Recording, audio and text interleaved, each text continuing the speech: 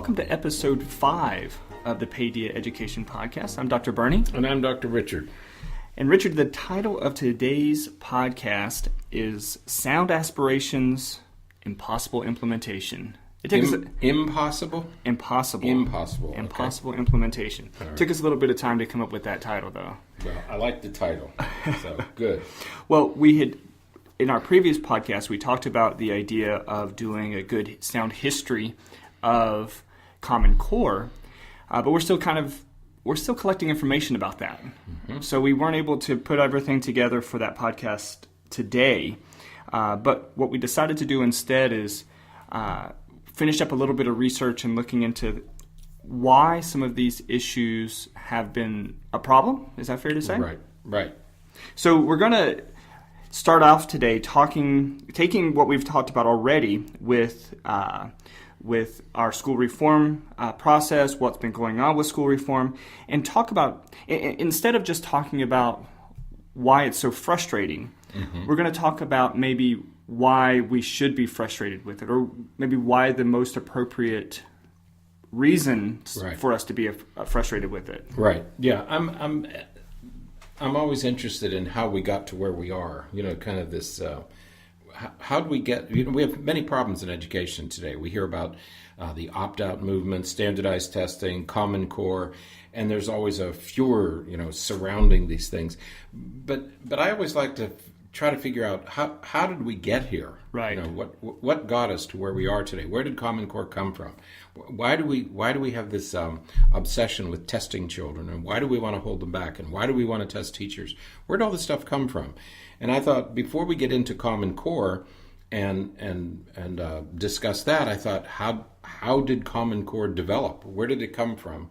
How did we reach a point where we needed a Common Core? Right. And as I went back and looked at this information, I thought, well, let's give our listeners some idea of how we got to Common Core and standardized testing and some of the problems we're dealing with in educational reform. Right. And hopefully what you will take home with this today is not just the frustration that we already feel, but maybe a better appreciation of why we should be frustrated. Right, yeah. Yeah, if we're going to be opposed to something, let's be opposed for the right reason. Right. So, quick recap. We have already gone through and talked about issues and the history of school reform. That was over the last couple of podcasts. We've kind of gone through that in a little bit of detail, and sometimes a lot of detail. And so, just as the quick recap, our current reform more or less began in the 1980s with the paper that was written at The Nation at Risk. It evolved over time, turned into No Child Left Behind under the second Bush administration, and then it continued to evolve into what we have today, or what's being approved today, which is college or career ready. The idea that all students will be either prepared for college or career by the time they graduate high school. And so with that history, where we want to start today is with the idea that the goals of those movements really aren't all that bad. It's really not a bad idea. Right. Yeah. I think people are motivated. I think their motives are okay. In most cases, the people who have been trying to reform education are doing it for the right reasons. Right.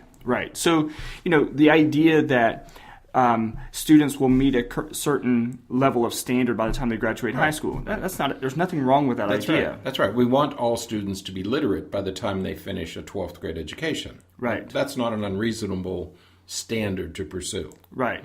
It's not unreasonable to expect teachers to provide a certain level of education to our students. Right.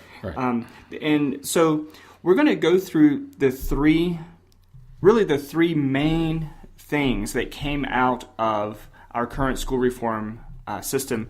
And again, the goals really aren't that bad. So out of this newest round of school reform, we got three things: the idea of accountability, right, the idea of school choice, right, and the idea of standards-based curriculum. Right. Okay, those were the three things that came out of our current round of school reform. Again, not that bad of ideas. Accountability. Once again, it's not.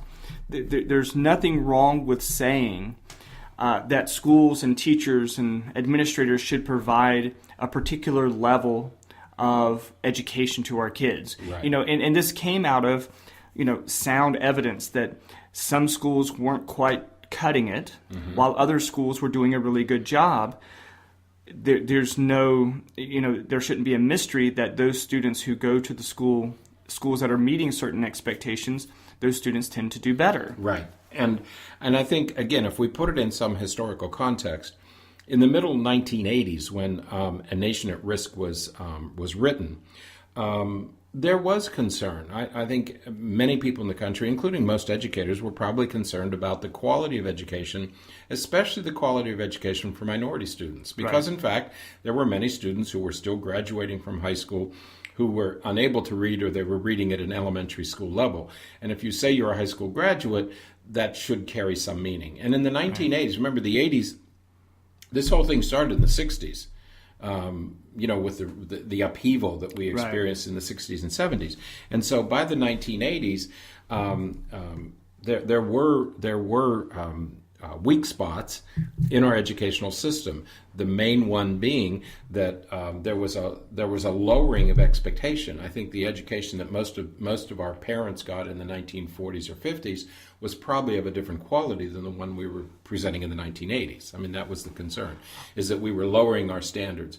So the idea with accountability or standards or these reforms were, let's expect more from everybody. Let's expect more from our students. Let's expect more from our teachers, and let's build a stronger educational system.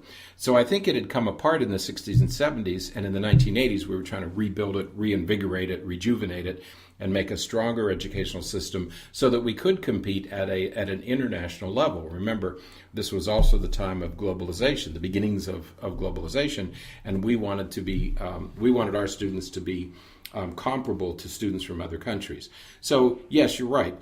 The aspiration was driven by all the right motives. Let's make the system better. Let's be able to compete internationally. Right. I think that you mentioned something there, and for all of our show prep, it's something that I didn't even put together. The fact that, in the 60s and 70s, we had this huge idea of integration, and not just... you mean racial integration? Not just racial integration, but we had the whole idea of educating every student. So whether they have disabilities or not, that's true. Students who would otherwise not be in school, who were not in school in the 40s, 50s, and even some 60s, to the middle 70s, right? Mm-hmm. Those students weren't in school, and all of a sudden now we're creating an education system where all of these students are in the schools, and so by the time that the 80s roll around, we have a good decade or so where students with disabilities, students with medical issues and things like that would otherwise have been out of the schools, now they're in schools. So the school had to change. The way that we educate the students would have had to change. And if they weren't prepared for that, if the schools weren't prepared for that, why would it be surprising that our performance overall would begin to drop by the time the 80s roll around, and now we have all these students enrolled? That's right, because in the 60s, we had racial integration of our schools. Right. Okay. We wanted to end desegregation. So Brown versus Board of Education was implemented in 1950. Well, it was decided in 1954. It wasn't implemented until the 60s. Right. And so we have this large influx of minority students coming into traditionally segregated schools. Then in the 1970s, we have children with special needs coming in. So in 2 decades, we have the influx of 2 large groups of students that most schools were not prepared to do. And it took a while to digest these 2 groups. Right. So by the 80s, we were facing a formidable challenge. I mean, it was a completely new educational system with 2 large groups that had heretofore been excluded. Now they were included. So yes, there was a lowering of standards. There was a lowering of expectations because we were trying to figure out how to teach these students that we traditionally hadn't had to teach before. Right. So by the middle 80s, it probably was a time that reforms were needed. Right, right. Yeah. And so from that, again, we got the idea and sort of the roots that have grown over time of school accountability or just accountability in general, school choice, and standard-based curriculum. Right. And the idea was, and looking back at it with as neutral a mind as possible, you look back and you see, okay, again, accountability makes sense. Right. We want to make sure that every student is exposed to adequate education. School choice. We want to make sure that students can attend schools that fit their needs, that fit their interests, that fit their, where they are, what they want to do, and what their goals are. And standard-based curriculum, again, it makes sense that we would have a curriculum that meets the standards that we say are appropriate for students at different grade levels. That's so right. This is where we get the title. Those goals, those aspirations are very sound. That those goals make sense. Right. And it makes sense that it would come at a time where our performance and our outcome, i.e., high school graduates, weren't quite meeting the expectations that we would want them to have been able to meet. That's right. So, what does it mean to have a high school diploma? Right. What are you able to do with a high school diploma? And initially, the standards-based movement came out of the outcomes-based education, and but it was decided that was unworkable. That an outcomes-based education was really unworkable, and that was abandoned back in the 70s or 80s. However, we did say, let's have standards, because I think it is important to say, if you're a high school graduate, you're able to do these things. And that's what standards are, is as a high school graduate, you're able to read, you're able to calculate, you're able to write at some level. Right. Okay. So if we can agree that the goals or the aspirations were sound, the problem then, or the next step then, is implementing these aspirations, making these goals happen. And that, in our opinion, is where the cookie begins to crumble. That's right. That's where we begin to have problems. And I think that the prudent thing to do, and which is what we'll do in just a little bit, is step back and say, okay, these goals are great. Is it even possible to meet these goals? That's right. And that is maybe the better question that we should be asking. Not that this program's failing or that program's failing. It should be, what program can possibly succeed? Right. And that's what we'll get to in just a few minutes. That's right, because it's okay to have these, but when you can you implement the same program everywhere in the United States? Right. You might be able to implement it in New Haven, Connecticut, but you might not be able to implement it in Oakland, California. Right. Because they're so different. And that's why education has traditionally been a state issue. The federal government has not been involved in education because education was left to states and local school districts to implement the policies as they fit in those communities, rather than having a national standard. Right. So let's take each one in turn, and we'll start with accountability. So the idea of accountability is that the schools, the teachers, the administrations, the school boards, the school districts, that they will provide a certain level of instruction and opportunity for students. Again, sound goal. Right. But once again, the way that we're evaluating that, the way that we're defining that, begins to introduce the problems that we're experiencing. That's right. It's who is held accountable. What are they held accountable for? Right. And how do we determine accountability? How do we measure whether they're meeting the accountability? Right. So it's who's and what and how. All right. So the who tends to be, at some level, it tends to be the people with the least amount of control over how we're assessing That's it. right. So I'm going to hold you accountable, but not me. Right. So we're we've talked before about testing and our concerns with testing, and that's one way, one of the main ways in which we're assessing accountability. Mm-hmm. So we're holding a teacher, the principal, the school district accountable, and we're measuring that accountability based upon the student's test performance. Mm-hmm. Mm-hmm. Okay. In a lot of ways, we're not holding the students accountable.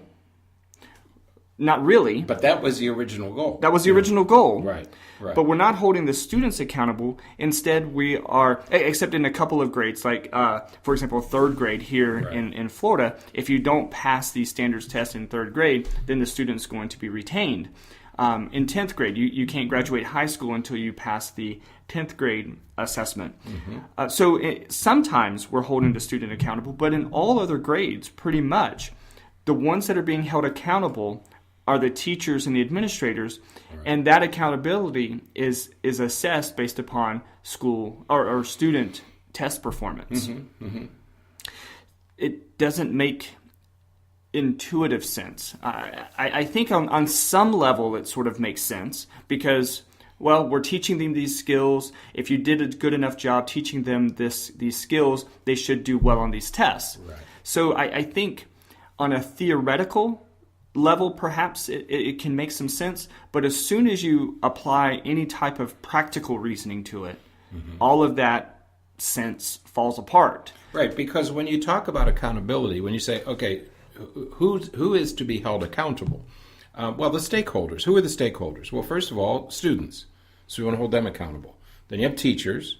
Then you have principals, building level administrators, and then you have central office administrators, and on up the line, okay? But you want to hold everybody accountable, okay? So you develop systems, you put systems in place that measures accountability. I don't think there's anybody who disagrees with should teachers be held accountable. I think every employee should be held accountable. I think the person cooking the food or the person driving the bus, whatever your job is, there should be some accountability for doing it properly. So nobody disagrees with holding teachers accountable. The issue is, are they the only ones to hold accountable? Right. And that's well, let's talk more about implementation. Implementation of accountability. Because what we're saying is that the implementation, it's in implementing these policies that the breakdowns are occurring, not the policies themselves. Right. Again, it's not that the teachers and everyone shouldn't be held accountable. It's how we're assessing that accountability, and that's the implementation part that we're talking about. Mm-hmm. You know, there are so many factors that go into a student's test performance that has nothing to do with the teacher, that the teacher has absolutely no control over, that introduces so much variability, so many extraneous factors that it makes it a poor estimate of teacher performance. That, you know, again, that's where the implementation falls apart. We can't measure teacher performance by student test score. That's right. We often hear in this current round of reforms that, well, schools should be more like businesses. There should be competition. There should be accountability. That's fine. But in business, one of the central tenets is you never accept responsibility unless you have control.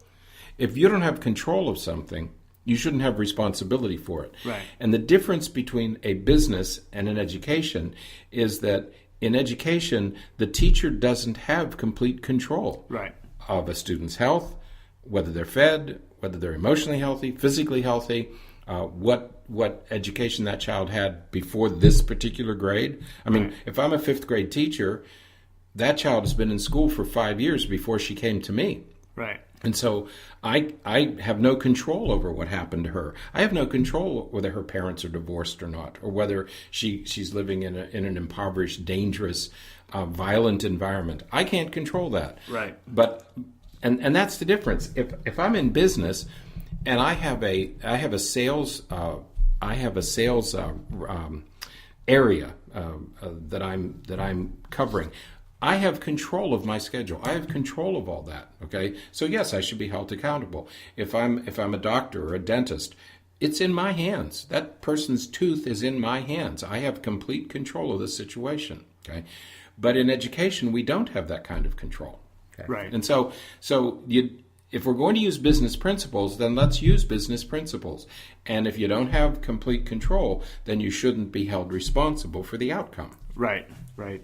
So that kind of touches on the issue with accountability. And the other is, the way that we are, or the way that it's being revealed that we're assessing accountability from the perspective of what test scores are being used, what we deem adequate and what we deem inadequate as it relates to test scores. And so there is some randomness. And that, I think, has been, there's one thing that we've heard from teachers about the most, and that is what seems to be a complete randomness. I don't know. I don't know what the right word is. How variable it is. The scores are assessed. The cut scores change every year. That's right. So one year, this level, you have to score a 4. Right. But a 4 for this year may be comparably significantly different than a 4 last year. And these seem to be, there's the word I'm looking for, arbitrary. Right. The scores are arbitrary. And it seems to be, and there are some conspiracy-minded individuals who believe that those scores are determined based upon what we want to happen politically. So if we want it to look like more people are doing well, then we set the cut scores low so that more people pass. Which is what some states did. Right. I mean, when they were giving their tests, they made, in some states, the passing score was lower. You had to get fewer questions correct, and you could still get a passing score. In other states, they raised that score. Right. And so from state to state, the score varied from state to state. You could get a low score here and pass. You could get a high score here and not pass. Right. Right. And again, there is some things that maybe, I guess, one could find a way to argue that would be okay in some situations. But again, the issue is we are holding teachers accountable based upon those scores. That's right. And there's nothing, again, that the teacher has control over that. Right. There's nothing about that the teacher can say, well, we have to do this or we have to do that, or if I do this better or that better. They could do exactly the same performance this year as they did last year, and they met their accountability standards last year, but may not meet it this year, right, despite the fact that they're doing exactly the same job. Yeah, nothing has changed about them. Only the score has changed, and it makes them look more effective last year than this year. Right. And which had nothing to do with the teacher. Right. Only something to do with the score. Right. Right. So the way that we're implementing accountability is greatly flawed. And so instead of just talking about it critically, let's maybe come up with a couple of ideas of how we could do it more appropriately, more adequately. The first thing is, let's develop assessment methods specific to assessing teacher accountability, teacher performance. Okay, so here's the difference from what we're doing now. What we're doing now is we're developing tests specific to look at student academic performance. Or their mastery of the standards. Right, their mastery of particular things. Those tests are developed specific for that purpose. And we've talked about this in previous podcasts. But when we develop tests are only valid if they assess adequately the skills or the phenomenon for which it was developed. Okay? So the tests are being developed to measure student performance, student mastery of standards. The current tests are not created for the specific purpose of assessing teacher performance. That's right. So let's develop tests that are specific to assess teacher performance. The way that we do that is we operationally define what we mean by teacher performance. We create items or test test items or test procedures that assess those specific definitions. And so if we want to assess, just using simple examples, if we want to assess teacher performance in one part by teacher attendance, well, to be a good teacher, you have to be at school more days than not, or you have to be in the classroom most days. Then there's that one way. Whether it's you set levels of standards based upon the various modes of education that a teacher performs. So several times a year you have evaluators, quote unquote evaluators or observers, come in and watch the teacher to make sure that they're using multimodal instructional techniques, that they're working with the students, that they're communicating with parents at home, that they're providing students with a variety of educational opportunities. That is looking at teacher accountability, if that is so how we define teacher accountability. But you can tell by some of these descriptions that that's very different than having little Susie in the classroom sit down and take a reading test. With what I'm talking about, we're looking specifically at teacher behavior. That is how we're going to assess teacher accountability. Not by seeing what the students do, but let's look at what the teacher's doing, evaluate that, and then score her performance, his or her performance, based upon what she or he is actually doing. That is how we would do that. That is how you create a test for accountability. That's right. Teacher accountability. Decide what you want your teacher. We have to decide what we expect of our teachers, how we expect them to look, how we expect them to perform, how we expect students to perform who are in their classes. There are many ingredients, but we have to specify what those are. Instead, what we did at the implementation level is we said, we're going to judge teachers based on how students did on tests. Doesn't make any sense. Right. Let's go back to the dentist analogy or the physician's, the surgeon. Okay, we're going to hold the surgeon accountable. The surgeon can only do his or her job. Right. And when you give the patient instructions to go home and do these 5 things to avoid infection, if the patient doesn't do those 5 things, it's not the surgeon's fault. Right. Okay? The surgeon did his or her job correctly. Okay. Right. So don't hold the surgeon accountable. The dentist does, okay, but don't chew on this for 3 days. Right. And you go home and have peanuts and start cracking the tooth. That's not the dentist's fault. Right. Okay? So unless we have control, we can only be held accountable for what we have some control over. Right. Same goes for teachers. And thinking about that, the physicians will refuse to do a medical procedure if you're not compliant with the preoperative procedures. Right. Because they are not going to put themselves in a situation where they are held accountable for a surgical outcome that they didn't have control over. They don't have control over. You didn't do what we were told. But again, for some reason, we don't think about the same thing for teachers. Teachers, by and large, teachers work hard. They do their job. They work for more than 7 hours a day. They work more. They work over the summer. We both work with teachers here in our area, and they are working throughout the summer. During holidays, they're working, and people tend to criticize teachers. Oh, well, they only work 10 months a year. They only work, from 7 to 3, and all of these criticisms. No, teachers work hard, and especially they work hard when they are when we believe in them, when we tell them that we know that they're doing a good job, that they're doing everything they can. So why punish them for things that are outside of their control instead of creating a system that the teachers will probably agree with? I think that if we told teachers, this is how we're going to hold you accountable, they would look at that and say, I have control over those things. Or better yet, why don't we say to the teachers, develop an accountability system for your profession. Right. Okay. They will. Right. They'll do that. You give teachers that task, you task them with developing an accountability system, they'll come up, and I would predict that their accountability system would be better than anything that's currently in place. Right. Problem is, we don't allow them to develop their own accountability system. Right. We allow other professional organizations to do that. The American Medical Association, the American Psychological. We develop our own code of ethics. We develop our own accountability systems. Right. Why not do the same for teachers? Right. So So again, the idea of accountability is good. We just have to find a better way to implement accountability. Right. And if we do that, that in many ways fixes a huge problem that we're having right now. Mm-hmm. Let's move to the idea of school choice.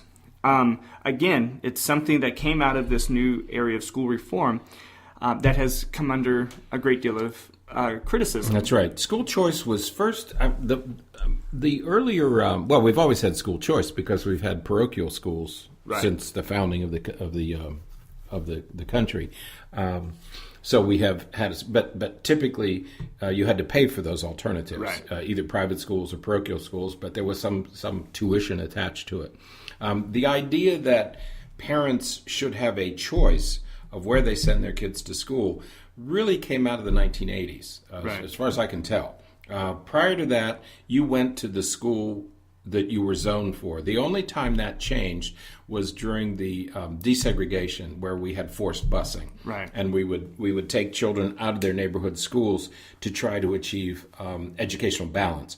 Except for that, but even that was based on the neighborhood school. Right. You know, it was the school that areas were divided into school districts, and if you lived in that school district, you went to that school. Right.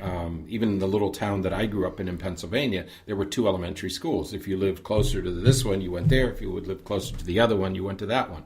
And then we all got together for a junior high school. But the idea that parents should have choice came out of the 1980s, and it was a model, again, it was driven by a business model. One of the earliest references was in a debate between the 2 presidential contenders, George H.W. Bush, Bush the first, the elder Bush, and Michael Dukakis.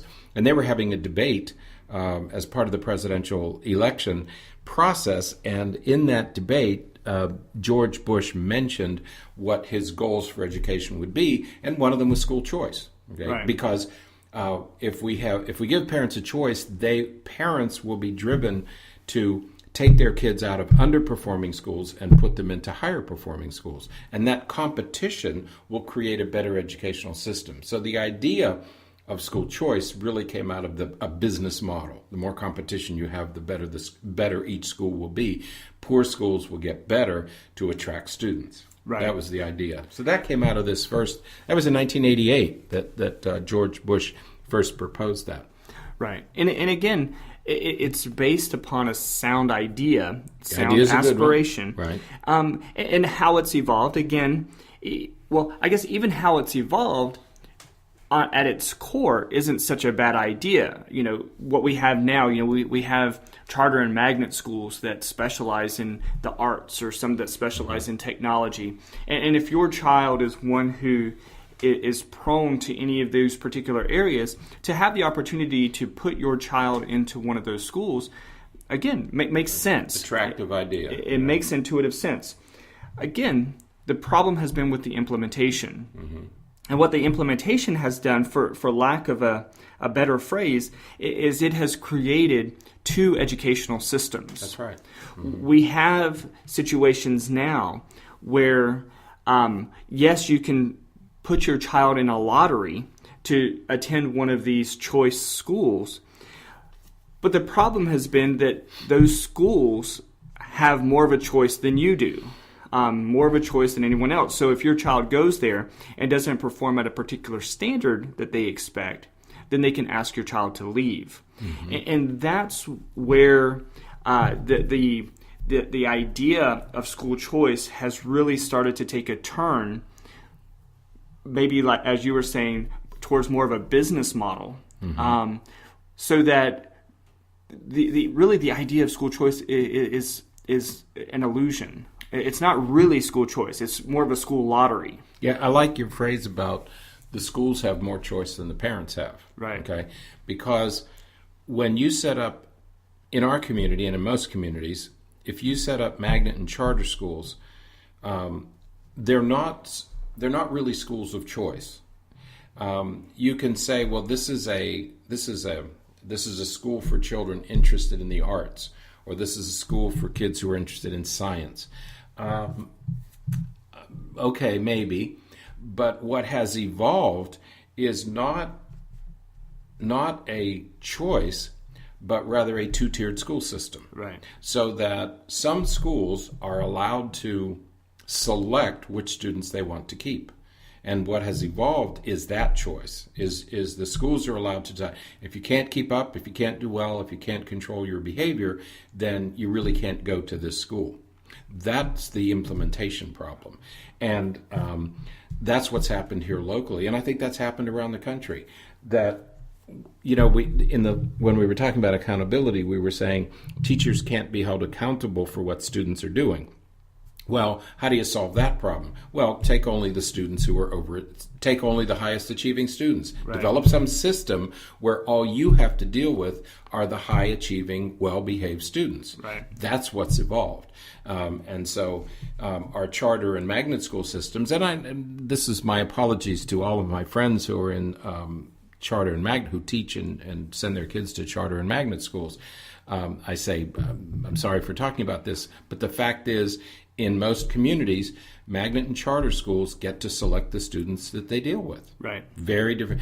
And if they can't perform there, they're sent back to the public schools. There are exceptions. We had Right. a wonderful conversation with one of the local charter schools, Right. and they keep all the students who are sent to them. It's Right. like a neighborhood school. Right. They keep all of them, and we applaud you for that.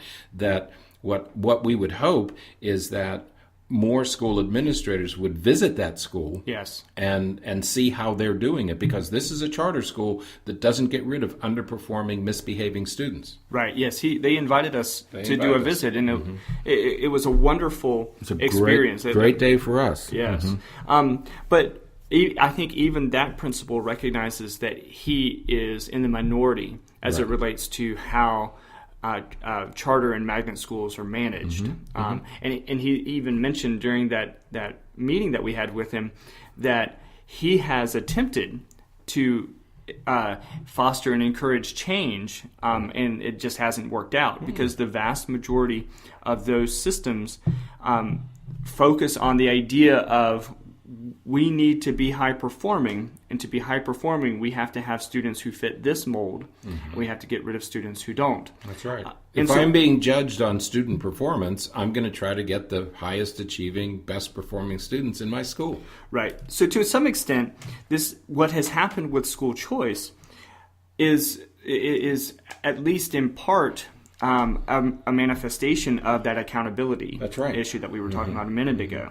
You know, it would make sense, and you know, it's you can argue both sides of it. It makes sense that schools would say, "Hey, if you're going to hold me accountable, I want to make sure that the people that I have here are going to work hard and they're going to do what they need to do." That's right. It would make sense that they would say that. You know, it just creates the problem of we have these really high achieving, strong schools. The students who don't fit there are sent back to the other schools. And again, the way that these issues of accountability and school choice overlap is what that leaves is that the schools that have these really strong students get incentives, they get extra funding because they That's did right. well, and the schools that didn't do so well, they don't get those extra resources. And so now, you know, the schools who really don't need the extra resources get extra resources, and the schools that really need the extra resources don't get them. Because they don't have high achievers. Imagine if you were a twin, and your twin worked in a magnet school where they got to keep the students they wanted and they could get rid of the students they didn't want. And you worked in a zone school, you worked in a neighborhood school, and every time the magnet school didn't want a student any longer because that student was underachieving or misbehaving or was emotionally unstable, they simply advised that student to go back to their neighborhood school where your twin is a teacher. You're now held to this as a teacher. Whether your students are in the zone school or the magnet school, they're all taking the same state test. Okay? We know who's going to do better, but you and your twin are going to be held to the same standard, even though your twin gets to select the students he or she wants, and you get whatever they don't want. Right. And yet you're held to the same standard. So if your students do poorly, you get fewer resources compared to your twin whose students do well, they get more resources. So the rich get richer and the poor get poorer. We've talked about the Matthew effect before, Matthew from the Gospel, that the rich get richer and the poor get poorer. And that's what's happened in most school districts around the country. Right. And so, again, this is where the idea of school choice begins to fall apart. And again, the implementation falls apart. Because if it was the way in which it was initially designed, where if you wanted your child to go to this school, he or she could go to that school, it creates a leveling effect of these different performances. Because certainly there are low-performing, misbehaving students who are very good at technology. Mm-hmm. And so they would perhaps do well with this additional technological exposure in one of these magnet schools, but because they misbehave or because their test scores aren't quite high enough, they're not allowed to go there. Well, if we leveled the playing field, if we removed the lottery system, and we said, okay, and basically provided similar resources, general resources, to all schools, mm-hmm. then it would be okay. Then the idea of school choice would balance out, because if you talk to parents, one of the main reasons that parents want to send their kids to some of these charter and magnet schools isn't necessarily because of the isn't because of the academic or extracurricular focus. That's right. My kids, one that you were apologizing to a moment ago, my kids go to a charter school. Mm-hmm. Well, the charter school they go to specifically focuses on technology. Well, my kids like technology, but neither of them are going into the field of technology in any way.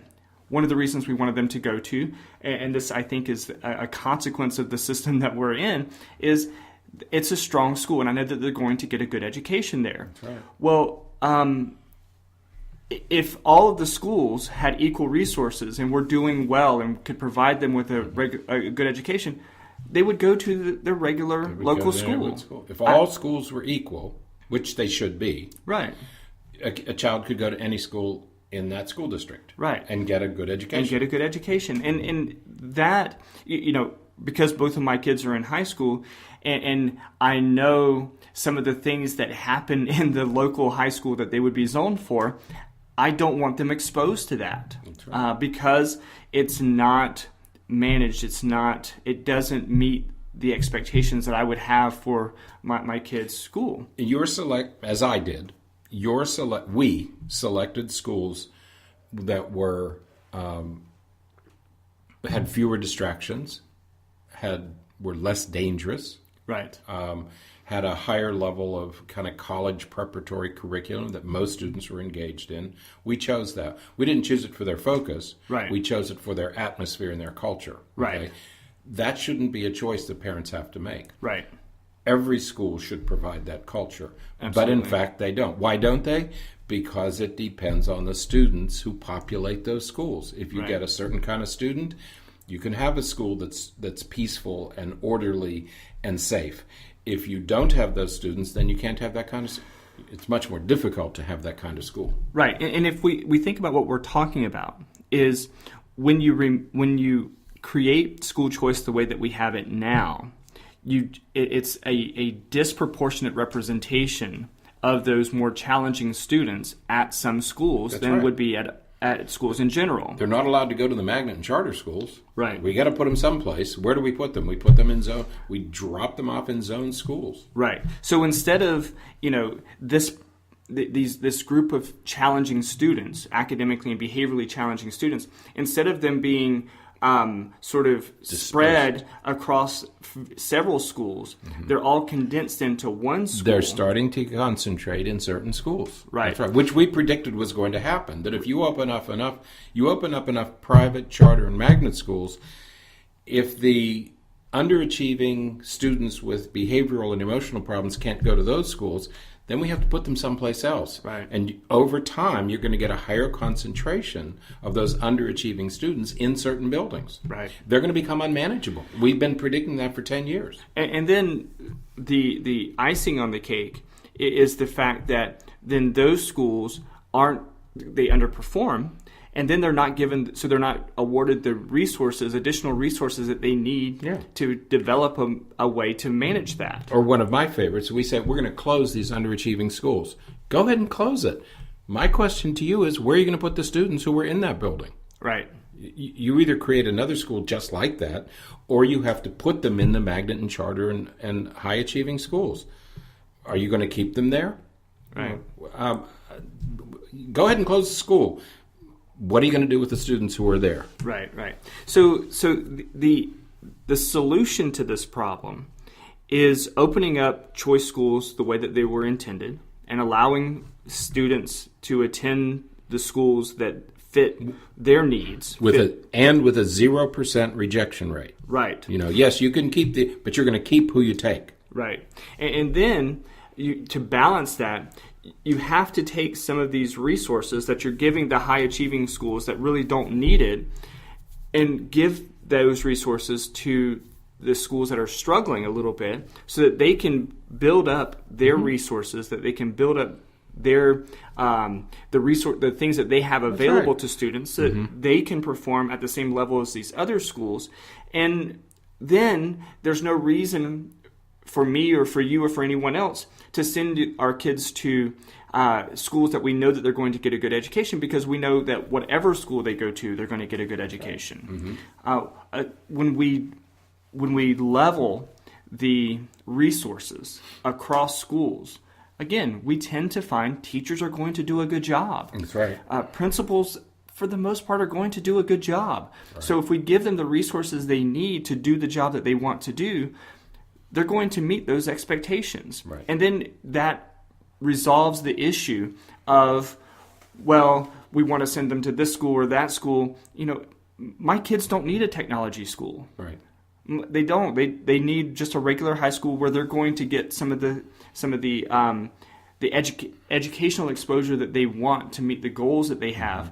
But if it's you with want it, to, is as a parent, both you and I wanted a rigorous curriculum that would prepare them for college, and a safe and civil, peaceful, tranquil, orderly school environment. Right. That's what we were opting for. Right. Okay, that's what we were choosing. Well, doesn't every parent? Most parents want that. Right. Do we have enough schools to provide that? Not in this. We don't. Right. I don't think we do in any area. Right. We certainly don't here. And there's certainly some grade levels that are more serious than others. Middle school. Middle school's tough. Middle school is challenging. And then high schools. High schools are getting really tough. Some of the public high schools, you keep using the word safe. Some of the high schools are pretty dangerous places. They're not safe places. We see videos and we see reports on the news all the time about these teacher-student interactions, fights and altercations. Right. They're not safe, but it's not that they're not safe because the teachers don't want them to be safe. It's not that they're not safe because the administration doesn't want them safe. They're not safe because the schools don't have the resources they need to make the place safe. And if we balanced out, if we leveled out, it comes down to money. If we level out the resources, I think we would see a shift in that. Right. So, all right. The third area is standards-based curriculum. Now we're going to talk. I think we should have all of the information we need to manage Common Core next week. We're going to get into the history of Common Core. We promise. But let's talk very briefly about standards-based curriculum. Once again, it makes sense that everyone would say we need a system of ensuring that schools are providing adequate education, that they're providing an adequate curriculum for the students. We have heard horror stories about schools who are using out-of-date textbooks that are presenting information to students that has now been disproven. Right. And but those are the resources that the schools have. And so the idea of saying, no, we need a curriculum that meets these expectations, that meets these standards, that makes sense. The unfortunate problem with the implementation of that, again, is that we have now resulted in what we're calling Common Core, and again, we'll talk more about that next week. But what that's resulted in is this idea that, one aspect of Common Core that we're frustrated with is the idea that all schools are going to not only teach the same curriculum, but they're going to teach it at the same pace. That we've already heard from teachers who say, if I'm teaching something in class and the administrator comes in and I'm not on the right page on that right day, then I'll be written up. That's right. And so we're structuring it so tightly that we're really making it difficult for teachers to teach. That's right. Because on Tuesday, you have to be on page 54 because all of the other teachers in our district are going to be on page 54 on that day. Right. Again, the idea is okay because what that means is, and sort of the argument for that is, so if a student, we live in a very small world, and students are transient. And so the idea that a student could pick up one day and leave this school district and go to another school district, and we would want them to be able to pick up and move on very quickly. That's a great idea. That's a fantastic idea because you and I have both worked with students before who almost lose entire academic years. That's right. Because the mom or dad got a new job in a new area. They had to move. And when they got there, that school was, 6 months ahead of where his school was in math. Yeah, we encounter it all the time. Living and teaching in Florida, you have many, many people coming from all parts of the country, especially the north, coming to Florida. And students will often say, well, we've already covered this, or we haven't gotten to this in our school yet. Which happens from state to, because education is a state issue, the standards, the curriculum, the expectations vary from state to state. Right. And frequently, I know that years ago, 30 or 40 years ago, there was always this complaint that the students from the north were ahead of students in the south for some reason. I don't know whether that was true or not, but we frequently hear that. So what Common Core does is it levels the curriculum so that every state is pursuing the same standards. That's a nice goal. That's a good aspirational goal. It's a good goal to try to pursue. But in the process of implementing, we've given up something in the process. What we've given up is a developmentally appropriate curriculum. Right. Because the question then becomes, who decides what the standard is? If you're going to have standards-based education, who decides to get on what the standard is? Who decides what the standard is? One of the things you've talked about frequently is what we expect kindergarten students to do. Right. The writing requirement of a kindergarten student. Who decided that a 5 or 6 year old child should be able to write a complete paragraph? Right. Who made that decision? Right. And the other thing about standards is that whoever tests, it's the tests that will determine the standard. Right. So whoever builds the test is, in effect, determining what the standards are. If I test a skill, for example, we typically expect third graders to know the multiplication tables. That's traditionally been one of the developmentally appropriate skills. In third grade, you learn the multiplication tables. That's a developmentally appropriate skill. But when the math standards were first promulgated for many of the state tests, the National Council of Teachers of Mathematics didn't agree with the standards. They thought they were not appropriate. Didn't matter. The standards got pushed through anyway. So when we talk about standards-based education, the two important questions we should ask are, who's developing the standards and how are they being tested? Right. And I like what you're saying about the developmentally appropriateness, the developmental appropriateness of these standards, because all students, I'm trying. While you were talking, I was trying to think of how to best explain this. We're both developmentalist at some level. We have training in early childhood development.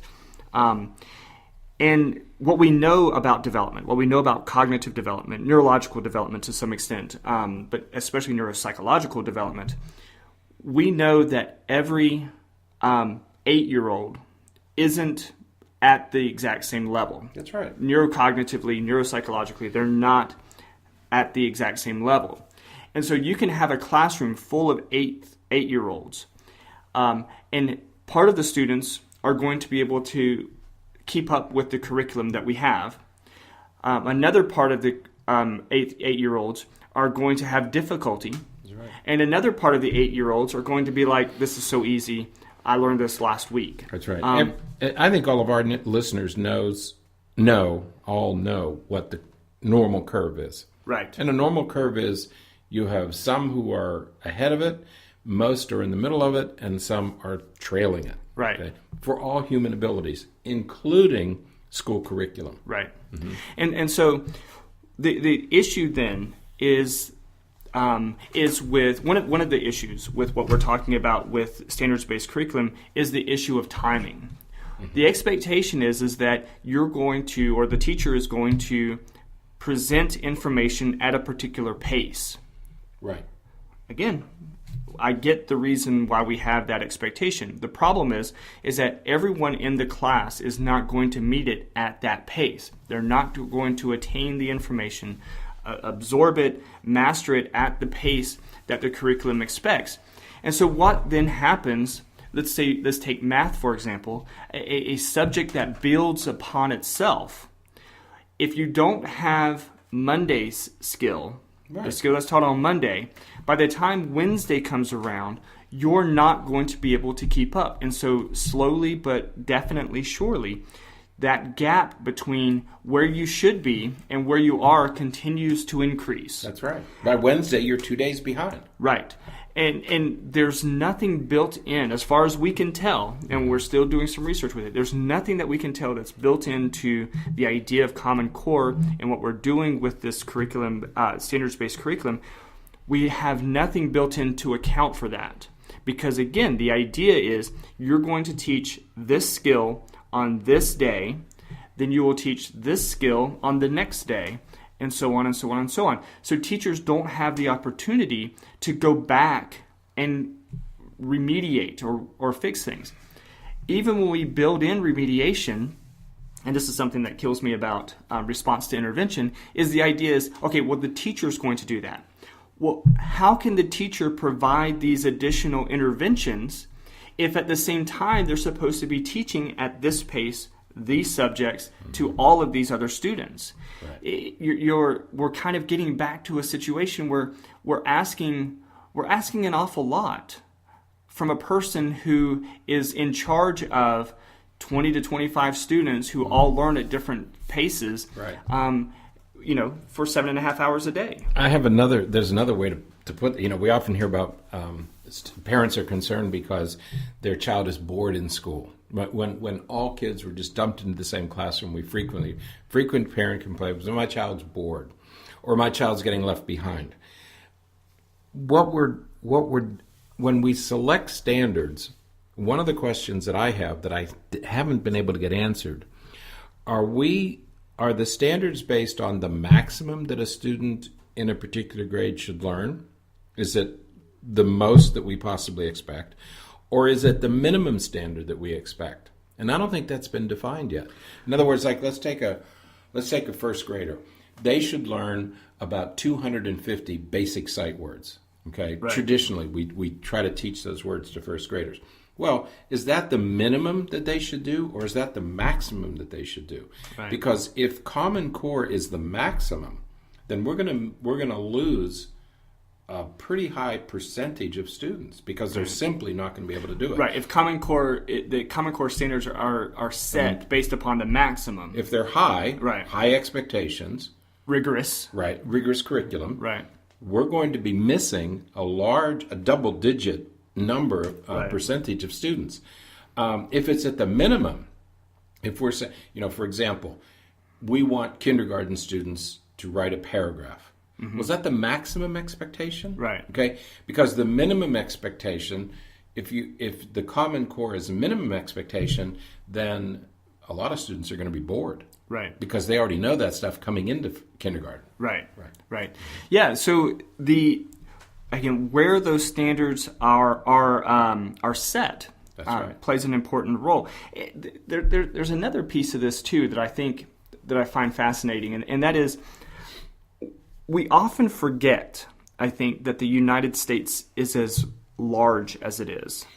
You know this about me. I'm a big soccer fan. Yeah, I heard that. And, there's often discussions about, with all of the talent that the United States has in soccer, our national soccer team should be more competitive when it comes to these international, like the World Cup and the Olympics and things like that.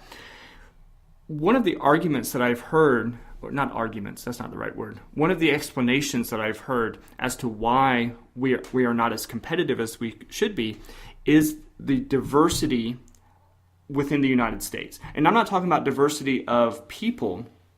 I'm talking about diversity as it relates to climate, geographic regions, exposures, and things like that. It is very different to play soccer in Florida than it is to play soccer in Minnesota.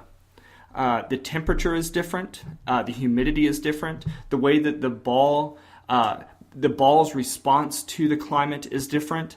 And so because we have people from all over the United States trying to come together to play one single style, it's much more difficult than, say, England, that, Southern England and Northern England, sure, there's a little bit of variability, but by and large, it's pretty consistent, temperature-wise, and you can get from one side of the country to the other side of the country in a couple of hours, whereas in the United States, it's very different. So the issue is that, and how this relates to what we're talking about, the regional differences that we have in exposure to resources, that we have in exposure to extracurricular things, as we have to early childhood opportunities, the regional differences are vast here in the United States. So to assume that a third grade student in Florida is similar to a third grade student in New York or a third grade student in California is a little bit naive, because we're very, very different. Life in Florida is different than life in California, is different than life in Tennessee. And to expect that the students are going to perform similar tasks in these different areas is not really having an appreciation of cultural and geographic regional differences. Our coasts are vastly different from the interior, particularly Appalachia, right? And the areas of Arkansas. They're very, very different, right? Because it's a completely different cultural experience in those countries, in those areas of the country, compared to the coastlines, right, or the large cities, right. So the idea that we can standardize these issues across the United States doesn't make sense. Right. It's not intuitive. You can't look at that and say, oh, well, okay, so if a student moves from Florida to Tennessee, we should expect them to pick up on exactly the same page in exactly the same textbook. That's right. I mean, even as you say it, it's like, okay, that doesn't even make sense. How is that going to happen? So the idea, again, of standards-based curriculum is a good aspiration, but the way that we're implementing it is flawed. The way to fix this is a little bit more challenging, because it's difficult to have standards-based curriculum while at the same time being responsive to individual student needs. That's right. And to respond to the variability across geographic regions. Because, again, the United States is just so large. Florida is so large. That's right. When you think about these big states like Florida, Texas, California, these, or even the really dense states like New York and some of the New England states. Right. To think that across this vast area, we can have one curriculum that is going to be consistent. It's just not going to work. Texas, I think, is a good example. I think any state is, but I think Texas is probably the best example because you have cities like Dallas and Houston, which are extraordinarily wealthy and have all kinds of resources, and you go out to West Texas where you have 12 students in a graduating class and you have to play 8-man football because you don't have enough guys. Right. You don't have enough students to have 11 players on a football team. That experience in West Texas is vastly different than the students in Houston, Texas. Right. Okay, so even within a state, Right. you have vast regional differences. But that's the same everywhere.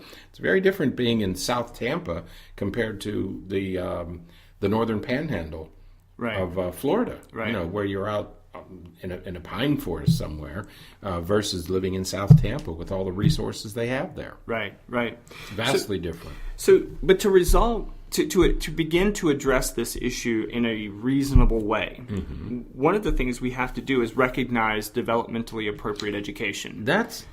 I think that once we return to that, I think that begins to shift the model completely. That's right, because if you talk about standards as a preparation for college, in other words, let's say your goal is to prepare students for college, well, that's one set of standards. Then if you're going to prepare students for college, you say, well, this is where they need to be when they graduate. Right. Well, then you work backwards and say, well, if you have to be there in 12th grade, you have to be here in 9th grade, you have to be here in 7th grade. Remember, I think it was California.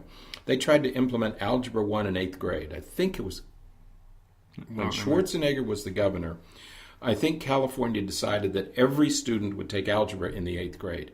That experiment lasted about 2 years, and they found that not all students could handle algebra in the 8th grade. Some could, but most couldn't. Okay, and that's the way we're doing things here now. I think in most of Florida is that if a student can handle algebra in 8th grade, they take it, and if not, they take pre-algebra. Right. And take algebra in 9th grade.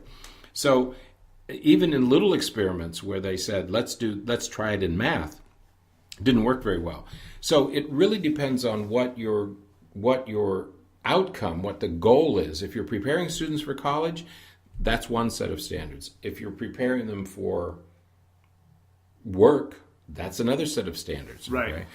But regardless of all that, what we're saying is, whatever standard it is, it should be developmentally appropriate. We've lost a developmentally appropriate curriculum in favor of standards. Right.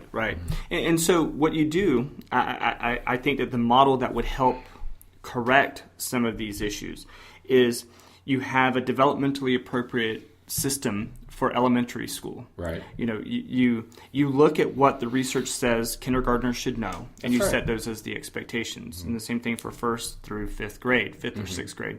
I'm a little bit torn about having 6th graders in middle school. I think we should go back to a junior high school type of approach. But anyways, so if we're going to do it this way, what you have is a developmentally appropriate K through 5. Once a student gets into 6th or 7th grade, we begin to think about where their goals are, where are they going. And not that we're going to ask a 12-year-old, hey, what are you going to be when you grow up, and expect a realistic answer. However, generally speaking, we know by 6th or 7th grade if somebody is on a high school track or if they're on a going to work track or a vocational track. We can figure that out pretty early on. In fact, if a student has an IEP, for example, for whatever, if they have an IEP, by the time they're 14 years old, so 7th or 8th grade, by the time they're 14 years old, they're marking on the IEP whether they're going to be a regular diploma student or not. Right. So we're already making some of those decisions early on. For some. So why would we not then, if we're going to have high stakes testing, why would we not set that at a 6th or 7th grade level, evaluate them so that we can say, you're on track to go to college. You're on track probably for more of a trade school. Now, if a student is on track for trade school and they say, no, I really want to go to college, sure, go on the college track.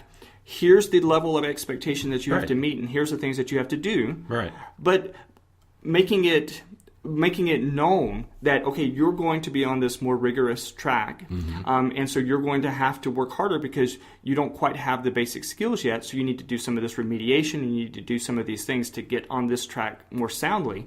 But then you have the high school track, and then for those students who are not on a college track, Right. students who say, yes, I want to go to college, but maybe their skills aren't quite there, and after reassess them later on to see if they're catching up and getting where they need to be. All of the other students, the students that are on the more trade school, technical track, start providing them resources and training to prepare them for work, to prepare them to enter into the workforce. Once they finish high school, they can enter the workforce and make a living. Right. Right now, we have the estimates range between 55 and 60% of students are not going to college. That's right. But they're not ready for work They're either. not ready for work. Right. We're not giving them any skills, any trades, anything to prepare them to be self-sufficient once they finish high school. That's right. The new law that's working its way through Congress that's going to replace No Child Left Behind says ready for work, ready for college or career. Okay, but in fact, the standards don't reflect college or don't yet reflect college or career because. Right. What we want most high school students to do is be ready for college. Most are not. Most are not even going to go to college. Right. Okay. And so we have to start changing the standards, especially at the secondary level, at the high school level, changing the standards to reflect what students actually do when they leave. They have to become more rigorous for those going to college and different, not less rigorous, different for those going into vocations. Right. Mm-hmm. And I think that if you take all of these things that we're talking about, what happens is issues across all three areas of accountability, school choice, and standard-based curriculum. If we address these limitations in all three of them, I think what we would find is that all of the major problems would begin to disappear. If, when we go back to school choice, if we removed or if we corrected high school from the perspective of now you're either going to be college track or you're going to be career track, that would relieve some of the stress and issues that result in educational problems and behavioral problems in those students, because now they're not being asked to do things that is well outside their ability or interest, and that would resolve. We know that resolves behavioral issues. Right. We know that resolves lots of other problems. So all of these overlap in some ways, and that if we began to address them adequately, appropriately, developmentally appropriately, I think that we would find that a lot of the issues resolve spontaneously. They'll resolve on their own. We don't have to specifically address it because it's going to fix itself. But we have to address these limitations. Right. And so again, with the standards-based curriculum, it has to be developmentally appropriate early on, and then we have to do something to recognize that some students are going to go college track, some students are going to just want to go to work. That's right. That's just what they want to do. They want to drive trucks, or they want to work construction with their family. Your family owns a construction company, and that's all. That's what you want to do. You should have the ability to do that with no shame. You haven't failed. You made a different choice. Right. Yeah. I have two more things I want to say. Okay. But I want to wait till you're finished. No, go ahead. One of the things that Dr. Berney and I are saying here is that if you trace the current educational reforms, if you trace them historically, we sort of lost our way. And we lost our way with No Child Left Behind. That was in 2001. And we are saying that I think No Child Left Behind took the country took education in the United States in a very different direction. All right. Two examples. When George Bush the elder Bush, developed his Goals 2000, the first one was every child would start school ready to learn. That's not education, that's social policy. Right. That means we're addressing social policies that are preventing children from being ready to learn in kindergarten. Right. That was one thing. Somehow that got lost. Accountability stayed and school choice stayed. Other things like school choice, being first in the world in reading and math, those all stayed in the goals. But this one somehow was left out. Second thing, when President Clinton signed the Goals 2000, the Education of America Act. It's called the Education of America Act, Public Law 103-227. That was in 1994. One of the elements of that law was called the National Standards for Arts Education. This was in 1994. And within this bill, within the Education of America Act, were specific recommendations for art and music. 6 years later, we gutted art and music programs to focus on reading and math with No Child Left Behind. Right. So again, we were headed in the right direction under Republican and Democratic administrations. We were headed in the right direction until No Child Left Behind. Right. And then the entire reform movement took a very sharp turn in a very different direction. And we've been battling these issues, these educational issues since then. Right. Okay. So again, what we said at the beginning, where I think we started out heading in the right direction, and I think this shows that, like the first President Bush saying every child ready for kindergarten, Clinton is saying let's do better in the arts because they contribute. Somehow this whole thing got hijacked, I think that's the word that I want to use, with No Child Left Behind. And the focus was then on standards and accountability and mostly punishment for those who didn't do what they were being asked to do, the impossible task they were being asked to do. So I think we have some cleanup to do in education, and I think we have to get back on the track that the first President Bush and Clinton set for us back in the 80s and 90s. Right, right. And some of the things that we talked about today, I think, help move us in that direction. Now, certainly, we have the expertise that we have. And certainly there are others in education who may have different ideas. But our goal, and what we hope happens, is that we talk about these things so that we bring some of these different ideas to the table and we say, hey, here's one way that may help with these issues. And somebody else can bring some other ideas. Hey, what if we try this? This may help with these issues. Right. And we can start putting together a policy or a set of policies that address these issues in such a way that we can make some positive gains and we can start getting back on track for where we need to be. Again, we have no argument with the fundamental ideas of these issues. Right. I don't think anybody does. Right. However, the way that we're trying to implement them is systematically flawed. Right. And we have to recognize that, say, my bad. We made a mistake. Fix it. Right. And my goodness, whatever else we do, please, we have to start listening to educators. We have to start listening to teachers. What Dr. Berney and I said this morning is the problem is not in the goal or the aspirational goals. We all agree, okay? The problem is in implementation. Well, who does the implementing? The classroom teacher. Eventually, all this stuff has to be implemented by a classroom teacher. If you have one teacher who doesn't agree, that's an outlier. Teachers around the country are complaining about exactly the same. They can't all be wrong. Right. They're all complaining about about the breakdowns that we discussed this morning. They can't all be wrong. They can't all be self-serving. It's not the teachers who are the problem. It's not the teachers' union that is the problem. The problem is that educational reform has been taken over by non-educators. Let the teachers decide how best to implement this. They know what they're doing, and they're doing it for all the right reasons. We need to get out of their way and let them do what they do better than anybody else. Right. And listen to them so that we can do these things, so we can meet these goals in the right way. And that is...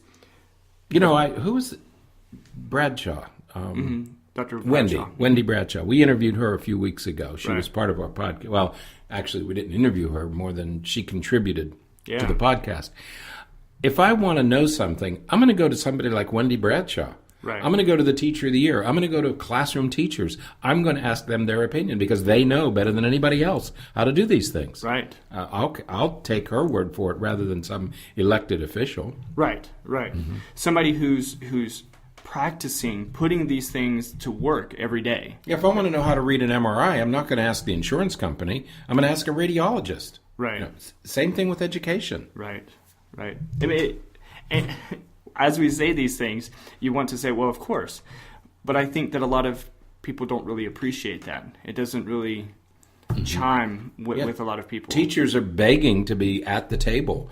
They're begging to be part of the decision-making process. Why they've been left out is beyond, well, I have my theories, but we need to start including teachers in the decision-making. Absolutely. So, all right. This has been fun. Yeah, this was a long one, but I think an important one. We needed to get through those things because, again, if we're going to be angry, let's be angry for the right thing. Exactly. If you're going to be opposed to Common Core, be opposed for the right reasons. Be opposed because the standards are not right, or the accountability, or you've all heard us talk about Pearson, the educational publisher. Well, if Pearson is making the test, then they're determining the standards. Right. Okay? So we want to make sure that Pearson isn't in charge of making the test, that teachers and school districts are in charge of making the test, because that's what's going to determine what the standards are. Right. When we had FCAT in Florida, FCAT determined the curriculum. Right. Whatever was on FCAT was the curriculum. Right. Okay? We know that. We learned that with high-stakes testing. Right. Let's stop generalizing and saying, okay, accountability is a horrible idea. Instead, let's say, well, accountability is okay, but we just got to make sure that we measure it the right way. Let's do it properly. Let's do it right. Mm-hmm. So whether it's accountability, school choice, or standard-based curriculum, right? The ideas aren't bad. Yeah, let's let everybody go ahead and choose your school, but let's not create a two-tiered school system, one for the haves and one for the have-nots. That's what we have in Polk County right now, and I'll argue that with anybody. We have created two school systems in Polk County, Florida, and I think we've done it throughout the country. We have a school system for those who can, and we have a school system for those who are struggling, and that is wrong, and it's going to take us all in the wrong direction. Right. So let's go ahead and have these things, but let's do them properly. Absolutely. All right. Well, just a few quick announcements. We have a workshop coming up. That's right. In December 11th. So if you're in our area, December 11th, we will be presenting on the holidays. And we're gonna help you get ready. We're gonna do our best to get you ready for the holidays. We have some great advice and a very different kind of program. Not how to handle the stress, but we're going to take things in a pretty different direction. So I'm excited about that. Yeah, and if you haven't listened to any of our podcasts over at the Mental Breakdown, check out the Mental Breakdown podcast. We've been talking about some of the holiday issues related to the holidays and sort of holiday perspectives that may help things out a little bit. But that's going to be December 11th. Jump onto our website at PACFlorida, PACFLORIDA.com. Click on the workshops page, and you will find out everything you need to know about that. We're offering CEUs and paperwork and stuff for in-service for teachers and things like that. So lots of things there. Check it out. Also, our practice newsletter is out. Again, if you jump onto PAC Florida, you can subscribe to our newsletter, and it will arrive happily in your mailbox once a month. You have an idea about all the things going on here at our practice and things that we're doing all over, I guess. Workshops and presentations and things like that. Right. Finally, I think that it's great to mention that we are available to do talks and workshops wherever you are. If you're interested in having us come and do any presentations for you, talk about any particular topics, we are very welcome to do so. You can get an idea of some of the things that we do on our not only on our blog at thementalbreakdown.com, but also on our YouTube page.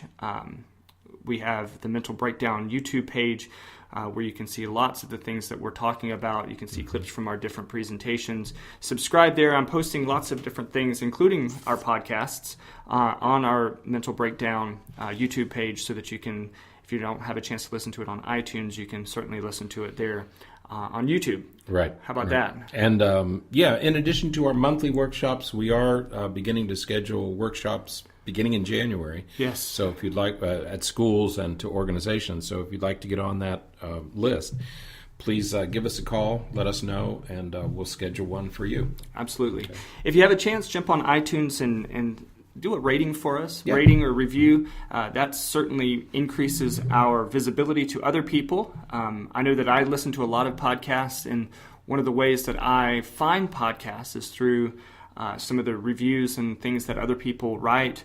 It just pushes you up in the new and noteworthy sections so that people can find you, instead of having to scroll down and happen upon your podcast. When people do ratings and reviews, it increases visibility so other people can find us. And as we always say, the more of us that are talking about it, the more likely we are to start creating change. So that's what we all want, and that's what we're all hoping for. And as always, if you don't like our podcast or you disagree, tell us. If you do like it, tell everybody else. Yeah, because if you don't like something, let us know. Let us know.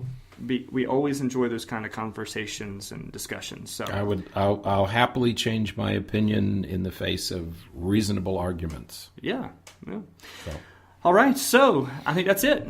Happy Sunday. All right. So until next time, I'm Dr. Berney. I'm Dr. Richard. And we will talk with you all again next week. Bye.